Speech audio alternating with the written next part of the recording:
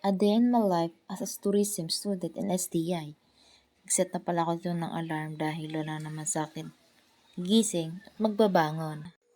5 AM ako nagising dahil wala naman mag-aasikaso sa akin at mag-aano ng pag-aayos ng pagkain. Pagkagising ko, inasikaso ko agad na aking susuotin para ready na. Hindi na ako nahihirapan mag-ayos. Pagkatapos ko magayos, agad na akong naligo pumunta sa CR para hindi na ako lamigin. Kagaya niya, charot. Pagkatapos ko maligo, pumunta na agad ako ng kusina dahil wala naman akong katulong para magluto ng aking kakainin. Kumuha na ako ng mantika pagkatapos ilagay na sa kumukulong kawali. Pagkatapos paikutin mo para lumasa yung langis. Lagay sibuyas bawang. Papulahin mo gaya ng pagmumukha niya. Charot! Yan. Kailangan siya brown. Brown na brown. Para mabango. Ganyan din ba kayo magluto?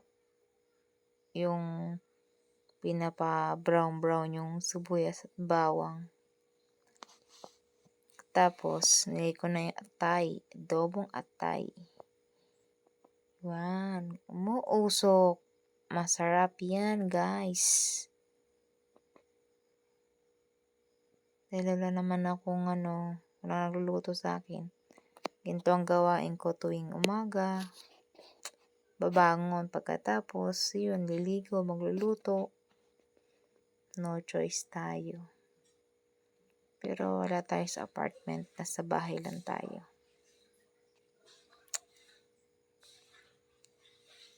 Kalimutan ko palang hiwain yung atay, masyadong malaki. Ganyan ang pagmamahal ko. Charot!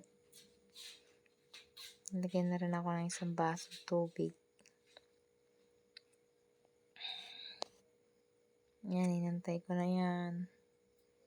Hintay ko nang maluto dahil gutsoms na ako. Wala ako masyadong nilagay ng mga rekado kasi kalimutan kong bumili kanina. Okay na yun. Naayos ko yung aking blouse, baka habulin ako ng plancha. Nakakahiya naman. Yan. Pasok na school, naka-motor lang ako. Yan. Yan, estudyante na.